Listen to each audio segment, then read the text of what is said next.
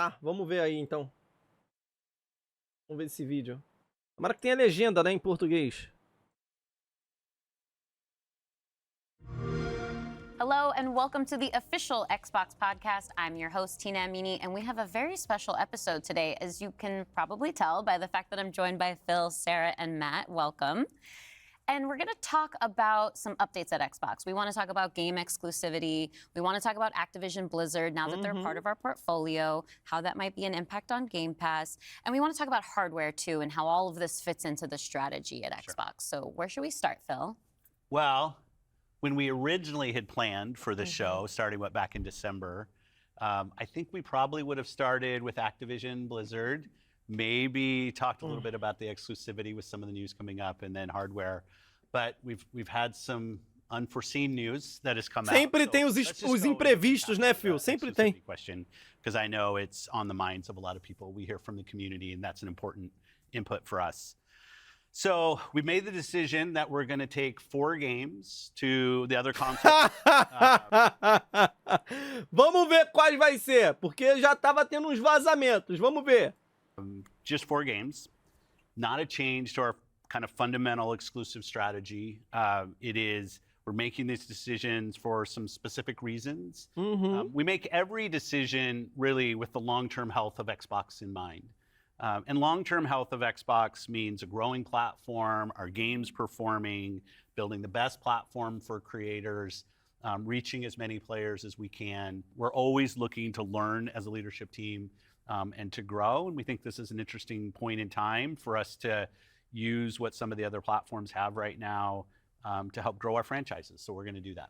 So these 4 titles, what are they? Can you say? I'm not going to name those games. The teams that are building those games have announced plans that are not too far away. As we know, game teams put a lot of energy into their announcements with the Ele não vai falar os jogos? I don't want to take anything away from those teams.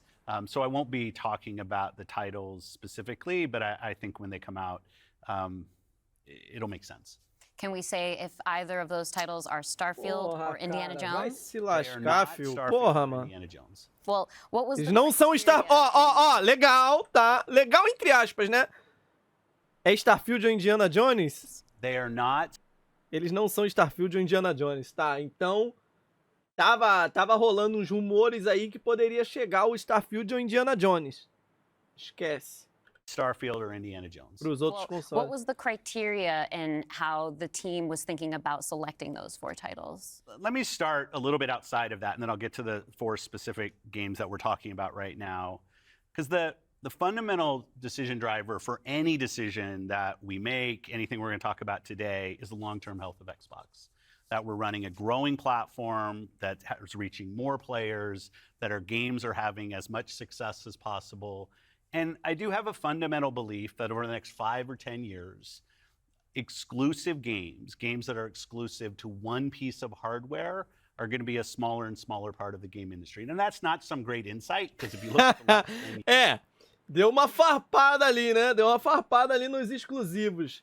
Cara, mas é incontestável, não tem como. Exclusivo vem de console. Cara, tipo assim, vai ter aquela parada. Ah, mano, vai ser menos exclusivo. Cara, mas tem que ter, pô. Tem que ter. Mano, exclusivar uma parada pra sua marca, tá ligado? A Nintendo, sei lá, com o Mario da vida, o PlayStation com God of War, tá ligado? Essas porra assim, né? Cara, pode ter menos, vai ter, mano. years and what the biggest games are today, it's a natural place. Whether it's one console and PC, multiple consoles, mobile console and PC, you see big games landing on multiple platforms. And we want to be a great platform for creators that are trying to realize that potential. But now back to the specifics of the question on these four specific titles. We looked at games that are over a year old. So they've been on Xbox and PC for a while. A couple of the games are community-driven games, new games that kind of first iterations of a franchise that have reached their full potential, I'd say, on Xbox and PC. There's always growth. Franchises that we obviously want to continue to invest in. Part of having the ability to continue to invest is that the businesses behind those franchises continue. We think it's important that these service-based games that have communities behind them, that they can have confidence that they're going to exist in the future. So 2 of them, kind of community-driven games that will end up on other platforms. Como é que é? 2 deles são voltados. Como é que é? Calma, fala devagar, viado. Service-based games that have communities behind them, that they can have confidence that they're going to exist in the future. So 2 of them, kind of community.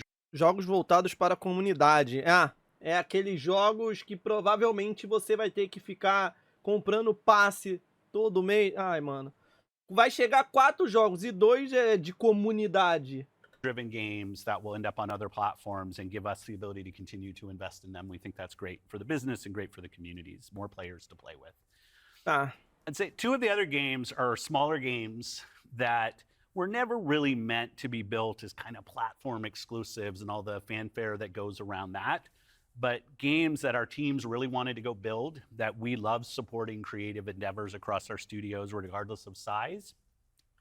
And as they've realized their full potential on Xbox and PC, we see an opportunity to utilize the other platforms as a place to just drive more business value out of those games, allowing us to invest in. Lembrando, tá? É sempre dinheiro, dinheiro e dinheiro e dinheiro. Os caras só querem ficar mais ricos, é isso. Tá ligado? É isso. Maybe future iterations of those, so sequels to those, or just other games like that in our portfolio. Botando em outra plataforma, os jogos vendem mais ainda. Grow our business using what other platforms have, and to help us with that, we're going to do that. And that's really the story behind these 4 games. And last thing I'll say, looking forward, you know, I think there is an interesting story for us of introducing Xbox franchises to players on other platforms to get them more interested in Xbox. We think there's a good brand value for Xbox there. So 4 games, no promise beyond that. So if you're on those other platforms and you see these 4 games coming, please don't take it as some signal that everything's coming. It's not. And we're going to learn. So when you are thinking about... Tira o seu cavalinho da chuva. Vazou aí que ia chegar aquele jogo lá aquele de ritmo da Bethesda, que o moleque bate com a guitarra. Esqueci o nome. Alguém fala aí pra mim, por favor. Falaram que ia chegar no PlayStation, no Nintendo e mais um outro, né? Mas ele falou, mano, ó, pode chegar esses jogos aí, que ele falou 4 jogos, mas tira o cavalinho da chuva que não vai ir tudo pra outras plataformas não, tá ligado? The future and this concept of live service games that can benefit from bigger audiences, new audiences. How does that apply to future titles and how you're... Esqueci o nome do jogo agora. Yeah, there's really no fundamental change to how we think about exclusivity. We just came out of Developer Direct, which was an awesome show, where we showed great games that are coming to Xbox and PC and cloud, which really makes them accessible to you know, hundreds of millions of people. So it's this kind of, we're really focused on a couple platforms and what's going to show up there. But our key of play the games you want with the people you want, anywhere you want, when everybody plays, we all win. These have been part of our strategy for years and will continue to be. Our focus is on how do we continue to grow the games industry by reaching more players in more places, and how do we grow Xbox as part of that. Xbox is a hardware platform, Xbox is a publisher of great games, and Xbox as a platform for the world's best creators. And then knowing that, how do we think about our first-party games and Game Pass? Yeah, well, to build on what Phil just said, one thing I would add, as you were talking about growth, is just that we've sort of seen this inversion over the last 5 years, where it used to be that the platform was the biggest thing. That's right. And the games would sort of tuck in within the platform. Today, big games like a Roblox or a Fortnite could actually be bigger than any one platform. And that really has changed the way that we think about things. So in the midst of all that, I think we at First Party can come back to sort of some core principles. First, that all of our games will be on the Xbox platform. Second, all of our games will go into Game Pass on day 1. And third, we know that Game Pass will only be available on Xbox. So there's sort of starting points for us. As Phil mentioned, there are games today that you can play that only can be found on Xbox. And at the same time, we want to bring more of our games to more players. So we're going to continue to look at that. Kind of moving aside, though, from some of those and thinking more about what does it really mean for the player, to me, the 2 key things are cross-play and cross-save. Cara, Those things allow us to deliver on the promise of Xbox. Cara, mano, esse bagulho do crossplay e cross-save, porra, tinha que ter na porra toda, meu irmão. Ah, sei lá, tem Borderlands pro Play, pro PC e pro Xbox. Mano, o cross-save tinha que funcionar em todos e o crossplay em todos. Mano, porra, melhor coisa que existe, velho. Which is Papo play 10, with é your muito bom. friends where they are, play on the devices you want, play the games you want. So that is really only possible at a practical level when you know that your saves and your player are going to be able to move across all those parts. So not all of our games today are necessarily built to take advantage of that. There still will be some games that don't. As we bring more teams into the Xbox family, there's some catch up to do as we get there. But that cross-play, cross-save is like so fundamental to what we're doing, and I think is something that we as first party get such a good benefit from being so close to the platform. Yeah, absolutely. I mean, that's one of the things, like you said, all of our games are always in Game Pass. And so I'm excited to announce, you know, with the coming together that we had with Activision Blizzard games, Opa! Activision and Blizzard games are coming to Game Pass, starting with Diablo 4 on Caralho! super excited. Caralho! And it's Woo! all part of our commitment. Porra, aí sim, hein? Xbox, the Caralho! Brasil! Caralho, Diablo 4! 34 million Game Pass members can all enjoy the Caralho, Diablo 4 chegando no Game Pass, velho. Caralho. Phil, you mentioned Tá, at the top, this forte. isn't really a Gostei. change in strategy for us. Can you recap for me how it isn't? Yeah. Caralho, I thought isso foi bom. Sarah did a Isso really foi nice bom, job velho. Talking about what we're doing on Xbox. Nossa, isso where foi bom we're demais. going. You know, if you take a platform feature like Xbox Play Anywhere, which has been a promise that we've made on our first party games, that you can buy our game once, you're going to get play across Xbox and Windows. I think we're the only platform that does this. That makes it possible for you not only to play with your friends wherever they are, but to know that you actually have multiple entitlements to the games. I think that's a technology I would love to see applied to more platforms. But it is this view that people are going to play Xbox in multiple places.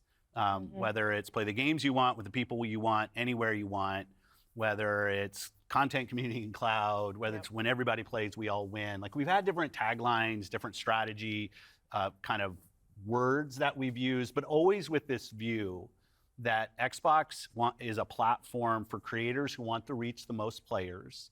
Our investments in xCloud, our investments in franchises like Minecraft and now Call of Duty and other large franchises so that we learn how to build those. This has been a strategy that we've been on for, I'd say, a decade. It's not about one device. It's not about games in service of a device, but rather the devices that people want to play on should be in service of making the games as big and popular as they possibly could be.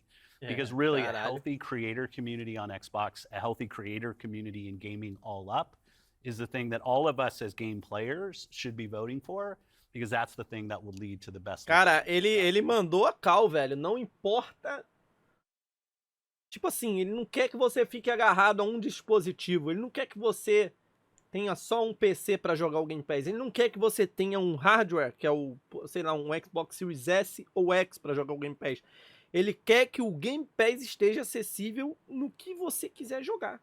Tá ligado? É você baixar o seu celular aqui e ter acesso ao Instagram. Tá ligado? É isso que ele quer. Caralho, forte, tá? Growth in this industry. And my understanding, just from listening and learning from you three over the past few weeks, just understanding what's happening with Xbox. E te falar, eles estão conseguindo, cara. É simplesmente hoje em dia TVs que tem aí com Game Pass e você consegue jogar na nuvem, tranquilo. Tá ligado? See trends with player behavior where people are playing on multiple devices. That is the reality. And we have put some games out on multiple platforms before. So my understanding is that that's been good for players. How does that come back to the business with all of that in mind? Yeah, as you said, we have Doideira, né, man? Muito foda, velho, essa parada. Realistically, if you look with the addition of Activision and Blizzard and ZeniMax, we're one of the largest game publishers on PlayStation. We're one of the largest publishers on the Nintendo Switch, especially when you put Minecraft into the equation as well. And now we're one of the largest publishers on mobile platforms as well. Caralho! And that's not something that we want to back away from. We want to continue to be building great games É isso that aí. millions and millions of people can love. É isso aí. And that they can Agora é o play those games momento. where they want. Agora é o momento pra fazer ótimos jogos, cara. É isso, caralho. COD no Game Pass. Ele não falou nada de COD no Game Pass ainda, né? Não falou nada. Meteu o diabo ali, mas cadê o COD? Vamos ver. Cara, na real, sabe o que eu acho que é? O COD apareceu ali. Mas, tipo assim, eu acho que eles vão soltando aos poucos, tá ligado? Eles têm já a bala, eles têm a munição na arma, e eles vão soltando aos poucos, tá ligado? Igual agora o Diabo. Mano, eles poderiam simplesmente botar os COD tudo no catálogo. E foda-se. Não, eles vão soltando aos poucos ali, velho. To go play. But we do understand the business success that Xbox has to have.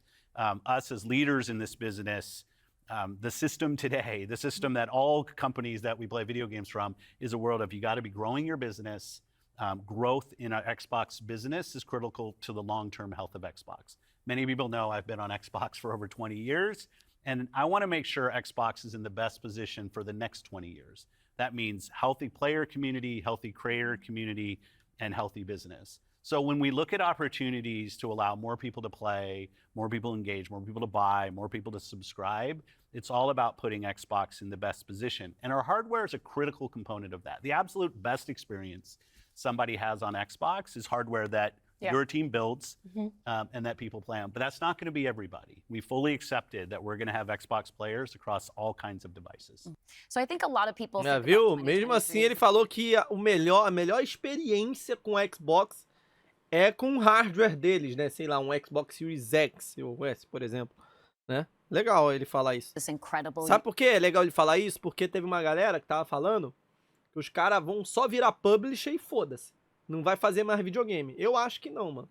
Eu acho que eles ainda vão fazer hardware. Mesmo não vendendo, tipo, o hardware não é o que manda, né? Mas eu acho que eles vão continuar fazendo sim videogame, velho. year for gaming, and in a lot of ways it was. There were some really amazing releases that I think we all enjoyed. But what were the signals behind the scenes that maybe indicated how we wanted to look at the future of Xbox and how we kind of keep up with the industry? Yeah, such a good question. And I think it's, as people who care about the industry, which I assume is people who are watching this, it was an amazing year. Some great launches, some of the games that I think will stand the test of time and people will be talking about a decade from now. But it's an industry that didn't really grow. And what happens when an industry doesn't grow? You end up with some job eliminations, which we had. We had even our own hard decisions to make about building a sustainable business for ourselves, but in no way were we alone in that. When you think about a healthy industry, I want players who believe that they will find the best games on the platforms that they love. I want people who invest their careers in working here to feel like this is a place that they can be successful. And that really is down to being part of an industry that is growing. If you listen to Lisa Su, the AMD CEO, she'll say that AMD-powered consoles are likely to decline in 2024. I think there's an amazing set of games coming in 2024, but if we don't get to growing as an industry, the industry will struggle. And today there's really two choices on how do you grow the industry. Do you say I have a fixed number of players, the players that we have today, and do I find new ways to monetize those players to get more money from the players that I have? Or do you think about how do I expand the business I have by finding new players and adding those to the base of players that already play? Our focus on Xbox for the last decade has really been on that latter point of how do we make sure Xbox is growing for our players, growing for our creators, so those people are finding success on our platform, which will grow the Xbox business and put Xbox in a position to be very strong for years and decades to come. Matt, earlier you were talking about these growing gaming communities, how they're incredibly large and comparable on such a different level when we think about console audiences. Like you mentioned Roblox, you mentioned Fortnite. So how are we're obviously thinking about our responsibility, our hardware responsibility is supporting the growth of gaming communities. How has that actually shown up for the players? Are there other games we can speak to from our portfolio? Well, as Phil mentioned, I mean, two of the biggest ones for us, Call of Duty and Minecraft, I mean, they are driven just from the bottom up by the communities of people that play those games, which is so great. Caralho, Minecraft é muito grande, né, viado? Você é doido, pô. Community, it Minecraft é comes down doideira to demais, mano. Where are the friends? Where are the people you play with? And then equally important is where have you built up your library of games, right? Where have you invested? Where's that library? I think those two things probably are some of the biggest influences. Peraí, como é que é o bagulho da biblioteca aqui que ele falou? Is where have you built up your library of games, right? Where have you invested? Where's that library? I think those two things probably are some of the biggest influences on where people choose to play and what devices they choose to play. Yeah. When we think about, on the other side, the developer side, just any game developer wants their game to find the biggest audience possible. That's just the nature of building a game. You want people to enjoy and participate in what you've made. And I think we're in a unique position to deliver on that just because we are the platform. We build hardware. We've got a first-party games group. Mercenário, uma chuva de mercenário, Baiolove pro ombro. Obrigado, o Luanderson, quase que eu falei ML. Obrigado, meu mano. Valeu, cara, pelos 21 meses com a gente, hein, cara. Tamo junto demais, paizão. That ties that together, that brings together your friends, your progression, your achievements, all of that. And I think that's really what has contributed to the momentum behind some of these communities. Yeah, absolutely. I mean, when you look at, just step back and you look at the history of the industry, we've moved from a place where it used to be that someone built and launched a game to accelerate hardware to actually the things we do with our hardware and with our platform are all in service of making those games bigger. And we think about that across all of the investments we make, the consoles we build, the investments we do with things like cross-play, cross-progression, the things that we're doing with cloud. How do we actually give more options to game creators so they can have the greatest success? I think one of the fun recent examples about this is actually Power World. You know, Power World was able to launch, they were a game preview, they launched in Game Pass, they also simultaneously launched in Steam. Power World! The combination of those things, you know, Pocket Pair was able to have this outsized success, and it was the largest third-party Game Pass launch ever. And that's all because Pô, Power World veio escaralhando. how they can launch Mas, the sabe, game. mas eu não sei se eles têm a noção que o Power World também foi sucesso.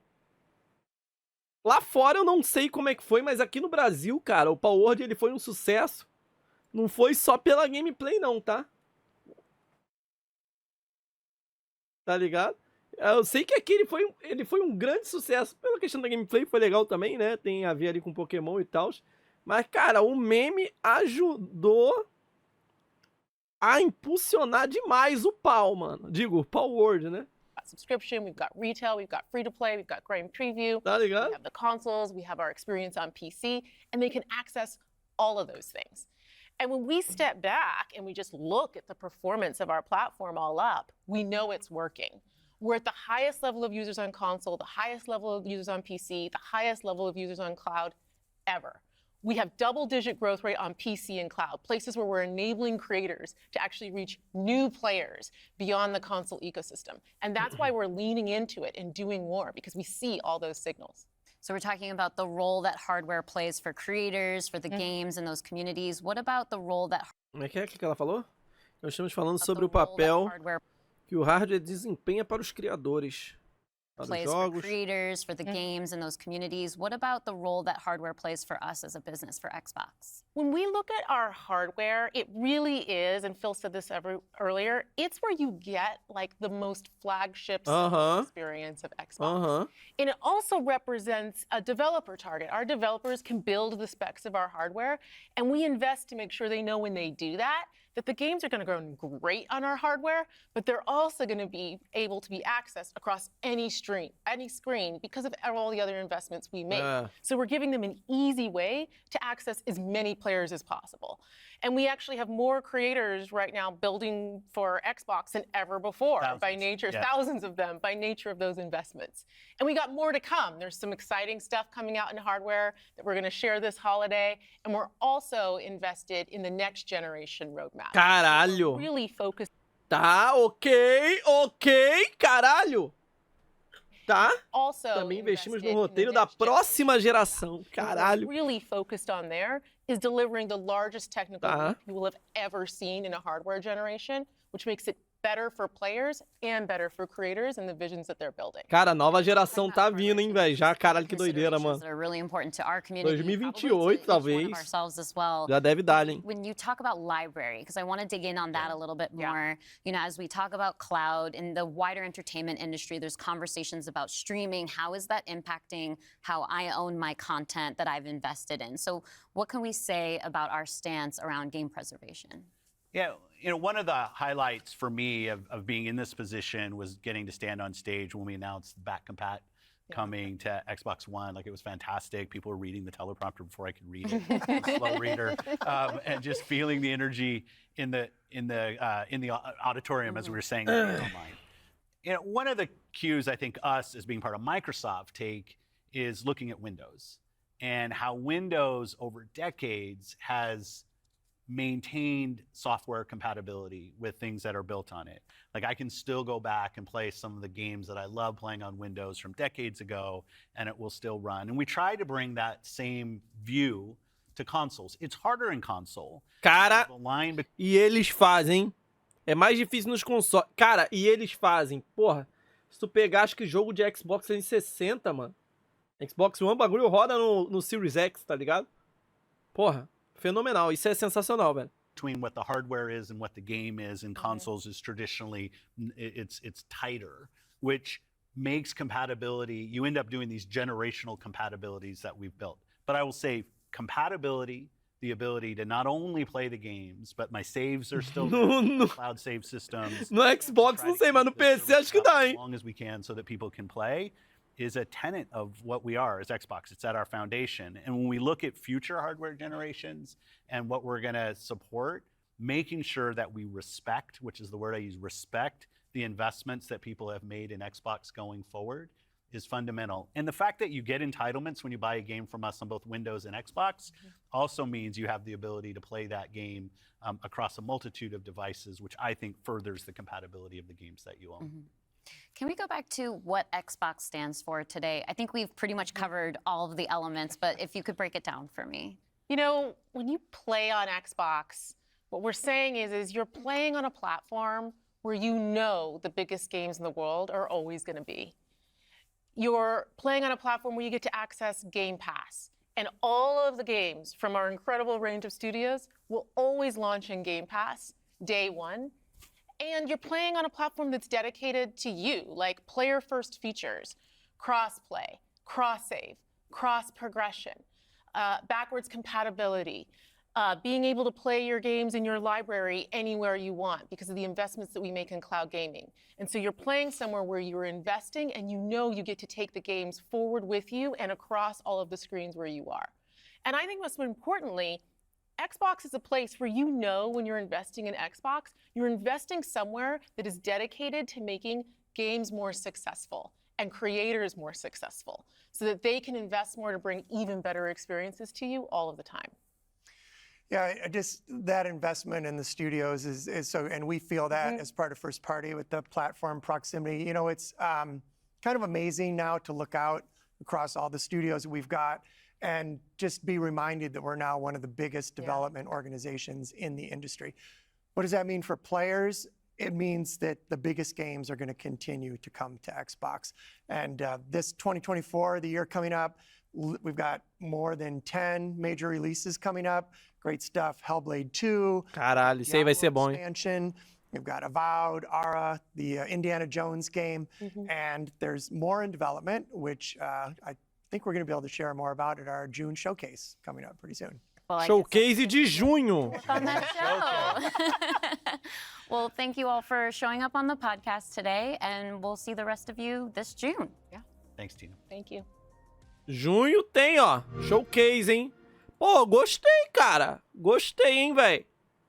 Gostei do que foi dito aqui e do que eles, né?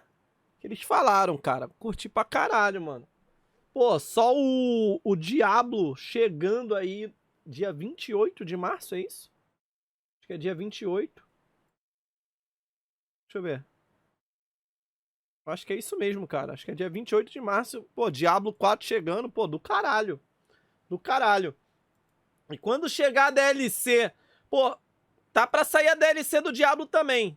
Saindo a DLC do Diablo, ele vir junto, porra, tipo, você ter acesso a DLC também seria incrível, hein? Papo 10, mano. Pô, muito, muito foda. Gostei do que eu vi aqui, cara. Foi um bom evento, foi um bom vídeo / podcast, né? Gostei, cara.